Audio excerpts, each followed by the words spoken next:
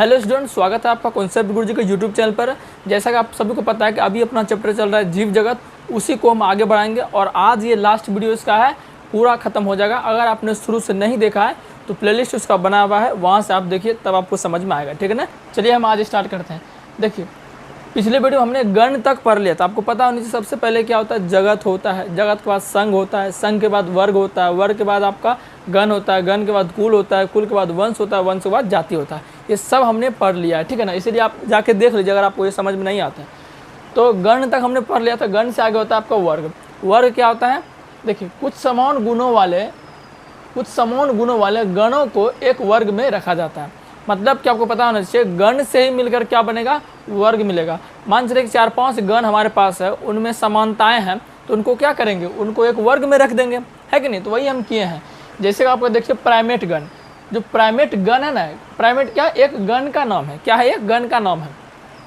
इसमें कौन कौन आएंगे, बंदर आ जाएगा, मनुष्य आ जाएगा, गोरिल्ला आ जाएगा। प्रश्न इससे कैसे आएगा, बोलेगा कि प्राइमेट गण में कौन कौन जीव आते हैं, तो बंदर हो गया, मनुष्य हो गया और गोरिल्ला, ये तीनों किस में आएंगे, प्राइमेट गण में आएंगे। ठीक है ना। फिर बात करते हैं कर्निवोरा गण का। तो कर्निवोरा गण में कौन कौन आएंगे, शेर आएगा, बाघ आएगा, चीता आएगा। ये सारे किस गण में आएंगे, कर्निवोरा गण में आएंगे। अब देखिए, कहने का मतलब इसका क्या है, कुछ समान गुणों वाले।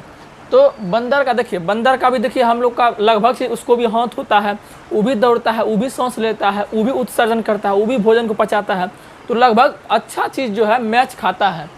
मनुष्य, गोरिल्ला भी देखिए, गोरिल्ला काला ऐसा देखेंगे, उसका भी हाथ लगभग मनुष्य के जैसा ही रहता है, मुँह सब, आँख सब, नौक सब। तो वही कह सकते हैं कि इन सब में क्या समानता है, इसलिए इनको एक प्राइमेट गण में रख दिया गया। ठीक है ना।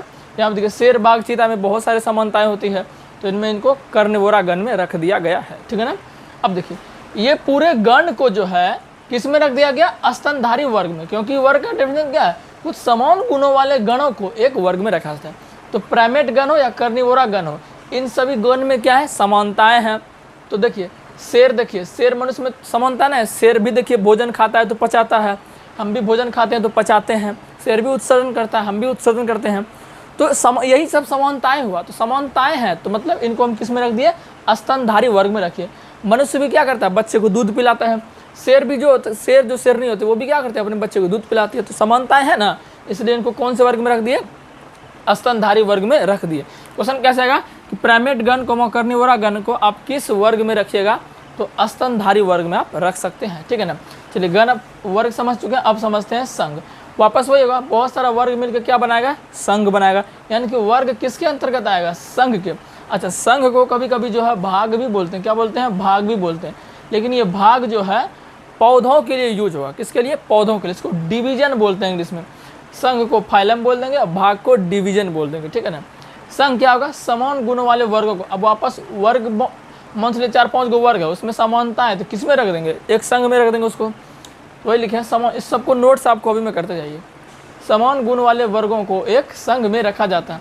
जैसे देखिए, मत्स्य, देखिए उभयचर, सरीसृप, पक्षी, स्तनधारी, इन सब में जो है बहुत सारी समानता है। तो इन सभी को किस वर्ग में रख दिया, कोडेटा वर्ग में रख दिया। क्योंकि इन सब में जो है ना, रीढ़ की हड्डी पाई जाती है। क्या पाई जाती है, रीढ़ की हड्डी पाई जाती है सभी में, इसलिए जिसमें रीढ़ का हड्डी पाया जाता है उसको रखते हैं कोडेटा वर्ग में। मछलियों में पाया, आप काटा वाटा देखते हैं, खाते हैं। उभयचर मतलब हो गया आपका मेढक, आपका उभयचर हो गया है ना। और सरीसृप आपका हो गया सांप, कछुआ, छिपकली, सब क्या हो गया आपका, सरीसृप हो गया। पक्षी तो आपको पता ही है। और स्तनधारी, मनुष्य हम लोग हो गए, हम लोग, कुत्ता, बिल्ली, सब क्या होगा, स्तनधारी। तो इन सब में जो है समानताएं बहुत हैं। तो ये सब आपका क्या, वर्ग का नाम है, क्या है, संघ का नाम है। ये सब आपका जो गलत लिखा गया यहाँ पर, ये सब आपका संघ का नाम है। यहाँ इसको रखेंगे कोडेटा संघ, कोडेटा संघ होगा, इसको सही कर लीजिएगा। ठीक है। ये सब आपका वर्ग हो गया, इस सब वर्ग में समानताएं हैं, तो इसको किस संघ में रख दिया, कोडेटा संघ में रख दिया। कोडेटा संघ का मतलब क्या हो गया कि जिनमें रीढ़ की हड्डी पाई जाती है उसे क्या कहते हैं, कोडेटा संघ कहते हैं। ठीक है ना। चलिए, ये भी समझ गए। अब जगत, जगत को आपको पता ही है कि जगत कैसे बनेगा, बहुत सारा संघ मिलकर क्या बनेगा, जगत बनेगा। आपको पता होना चाहिए कि वर्गीकरण के जो 7 इकाई थे, उसमें सबसे बड़ी इकाई कौन सी है, आपका जगत है। और सबसे छोटी इकाई कौन सी थी, जाति थी। ये हमने पहले ही पढ़ा दिया। ठीक है। जगत किसे कहेंगे, इसमें संघ आते हैं, मतलब बहुत सारे संघ जिनमें समानताएं हैं, तो उनमें आ जाएगा ये। यह वर्गीकरण की सबसे बड़ी इकाई है। ऑब्जेक्टिव में यहाँ से पूछेगा। अब देखिए, जो जितना भी जगत आपका है, मतलब पूरे जगत को 2 भाग में बांटते हैं। कितना भाग में, 2 भाग। पहला आपका हो गया पादप जगत, दूसरा हो गया जंतु जगत आपका हो गया। तो जगत को 2 भागों में बांटा गया। जंतु जगत, पादप जगत, एनिमल किंगडम, प्लांट किंगडम, ठीक है ना, इनको पूरा लिख लीजिएगा।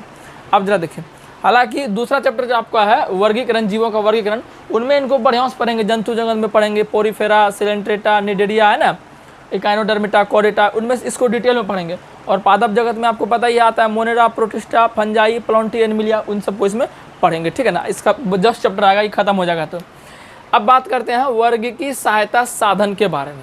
इतना आपने इसको स्क्रीनशॉट ले लीजिए या आप इसको लिख लीजिए, ठीक है ना। नेक्स्ट टॉपिक हमारा है वर्ग की सहायता साधन, इसको बोलते हैं टेक्सोनोमिकल एड्स बोलते हैं। देखिए इसका भी हमने देखिए समझाने के लिए आपको परिभाषा लिखा है, वो क्षेत्र या जगह जहाँ पर हम जाकर उनके बारे में अध्ययन करते हैं। मतलब किन के बारे में? जीवों के बारे में। किसके बारे में? जीवों के बारे में अध्ययन करते हैं। मतलब कि मान लो कोई जीव विलुप्त हो रहा है या जिनसे हमें कुछ फायदा है, तो इन सबको क्या करना है? परिरक्षित करना। क्या करना है? परिरक्षित करना, ताकि भविष्य में जो है इनका अध्ययन हो सके, ठीक है ना। तो इन्हीं के लिए एक साधन बनाया जाता है, हेल्प लिया जाता है, उनको क्या बोलते हैं? वर्ग की सहायता साधन बोलते हैं, टेक्सोनोमिकल एड्स इनको बोलते हैं। एड्स का मतलब आपको पता है सहायता होता है। आपने देखा होगा कि जो बाइक जो नया नया आता है उसमें एक डब्बा होता है, उसमें दवाई का सामान दिया जाता है, पट्टी उट्टी साटने वाला, तो वो क्या है? फर्स्ट एड बॉक्स है। कुछ भी थोड़ा चोट लगेगा तो तुरंत उसको लगा लेंगे, तो वो क्या सहायता करता है ना। उसी तरह इस दुनिया में जीव मान लो कोई विलुप्त हो रहा है या किसी जीव से हमको बहुत सारा फायदा है ना, या भविष्य में उसके बारे में थोड़ा खोज हो रहा है, मान लो उसके बारे में अध्ययन करना है हमें, तो उसके लिए क्या यूज़ करेंगे? वर्ग की सहायता साधन। अब इनका भी अलग अलग मेथड है। पहला आपका क्या है? हर्बेरियम है। क्या है? हर्बेरियम है। देखिए हर्बेरियम आपने अपने कॉलेज में भी देखा होगा, बोलते हैं ना हर्बेरियम सीट बनाओ इसका। हर्बेरियम एक तरह का सीट होता है। क्या था? कागज़ का सीट होता है। इसमें क्या होता है कि जो मृत पादप होते हैं, क्या मृत पादप, जो विलुप्त हो रहे पादप, उनको क्या किया जाता है? उनका एक कागज़ लिया जाता है, कागज़ पर उनको चिपका दिया जाता है। चिपका कर पहले उसको सुखा दिया जाएगा। जो पौधा मृत पौधा लिया जाएगा उसको कागज़ पर सुखा दिया जाएगा। सुखा कर फिर उसको दबा दिया जाता है। क्या करते हैं? दबा दिया जाता है। इतना करने के बाद फिर जो पौधा आपने लिया है उसका कुल का नाम लिखना। क्या लिखना है? कुल। कुल का मतलब क्या? फैमिली। मतलब वो पौधा जो है वनस्पति विज्ञान के किस फैमिली से बिलोंग करता है वो लिखना है। फिर आपको जो है उसका वैज्ञानिक नाम लिखना है, फिर किसने खोज किया था, ये सब पूरा आपको लिखना है। तो ये जो पूरा प्रक्रिया है वो क्या कहलाता है? आपका हर्बेरियम कहलाता है। जैसे मान चलिए आपको समझाते हैं, ये मान चलिए कोई सीट है हमारे पास, ठीक है ना। मान चलिए किसी पौधा को हमने ले लिया, यहाँ पर इस पर ले लिया, इसको क्या करेंगे? पहले सुखा देंगे। क्या करेंगे? इसको सुखा के फिर इसको दबा के सुखा के दबा देंगे। फिर क्या करेंगे? यहाँ पर इसका साइड में, इसका यहाँ पर साइड में इस पौधे का नाम लिख देंगे, इसका वैज्ञानिक नाम लिख देंगे, इसका फैमिली का नाम लिख देंगे, किसने खोजा है, कब खोजा है, सब आपको लिख देना। तो ये जो मतलब किए आप, ये जो प्रक्रिया हुआ ना, उसी को हम क्या कहते हैं? हर्बेरियम कहते हैं। पढ़ लेते हैं एक बार। पौधों का एक ऐसा संग्रह, संग्रह का मतलब होता है स्टोर, जमा करना, है ना, मतलब कि सुरक्षा करना, एक तरह से बोल सकते हैं, संरक्षित करना। पौधों का एक ऐसा संग्रह जिसमें मृत पादपों को सीट पर सुखाकर दबाकर परिरक्षित किया जाता है। परिरक्षित का मतलब होता है कि इसको भविष्य के लिए बचाना, मतलब सुरक्षा प्रदान करना, ऐसा समझ लीजिए आप। परिरक्षित किया जाता है, उसे क्या कहते हैं? हर्बेरियम कहते हैं। देखिए हर्बेरियम सीट पर जिस पौधे को परिरक्षित किया जाता है उसके बारे में क्या पूरी जानकारी, आपको उसके बारे में पूरी जानकारी अंकित रहती है। मतलब वही सीट पर अंकित का मतलब हो गया कि सब उस पर लिखा रहता है, ठीक है ना, इस तरह से। तो ये आपका क्या हो गया? हर्बेरियम प्रोसेस हो गया। अब मान चलिए जो मृत पौधा है उसको हम इस पर कर दिए, तो भविष्य ये तो आपका क्या है? सदैव क्या होगा? आपके संरक्षित रहेगा। मान लीजिए कभी ये पौधा खोज हुआ तो इसके बारे में क्या खोज लेंगे? यहाँ पर इसका नाम ये है, इसका वैज्ञानिक नाम ये है, तो इस तरह से जो है आसानी होगा। तो ये विधि क्या कहलाता है? हर्बेरियम। ये किसके अंतर्गत आता है? वर्ग की सहायता साधन के अंतर्गत, ठीक है ना। तो मोटा मोटी बात यह है कि ये जितना भी वर्ग की सहायता साधन में आता है ना, ये सभी हमें हेल्प करता है भविष्य में जीवों के अध्ययन करने के लिए। इसका मेन पॉइंट यही है। अब दूसरा है वनस्पति उद्यान, जिसको बोलते हैं बोटेनिकल गार्डन बोलते हैं। वही सिंपल है, जो गार्डन आप घर में रहता है या कहीं रहता है ना, बड़े बड़े इंस्टीट्यूट में गार्डन, बहुत सारा पेड़ पौधा उसमें लगा रहता है ना। वनस्पति उद्यान है, इसमें कि आपका मानव नहीं रहेगा, मतलब बोल सकते हैं जंतु वाला इसमें कोई पार्ट नहीं है। वनस्पति का मतलब है होता है पौधा, तो जितना भी पौधा का पार्ट है उसमें रहेगा। अब वनस्पति उद्यान से इसमें क्या फायदा? इसमें जो है जीवित पादपों का, अब देखिए हर्बेरियम में क्या है कि मृत पादपों का, और वनस्पति उद्यान में क्या है? इसमें जीवित पादपों का परिरक्षण किया जाता है, मतलब उसका देखभाल जो है किया जाता है। देखिए जो पादप विलुप्त होने के कगार पर, मान लीजिए कुछ पौधे ऐसे भी हैं जो कि अब मान लीजिए खत्म होने वाला है, विलुप्त होने वाला है, तो उनको क्या किया जाता है? वनस्पति उद्यान में उनका परिरक्षण किया जाता है बढ़िया तरीके से, ताकि वो बचा रहे, उससे भविष्य में उसको अच्छे से और अध्ययन कर सके, है ना, इस तरह से होता है। अब देखिएगा वनस्पति उद्यान जो गार्डन होता है उसमें बहुत प्रकार का पौधा रहता है।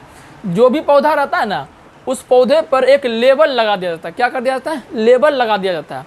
और उस लेबल पर जो है, जैसे इसमें हर्बेरियम शीट में उसका नाम लिखा था ना, सेम वैसी वनस्पति उद्यान में जो है पौधा में, समझ लीजिए पौधा है, वहाँ पर एक लेबल लगा दिया जाएगा।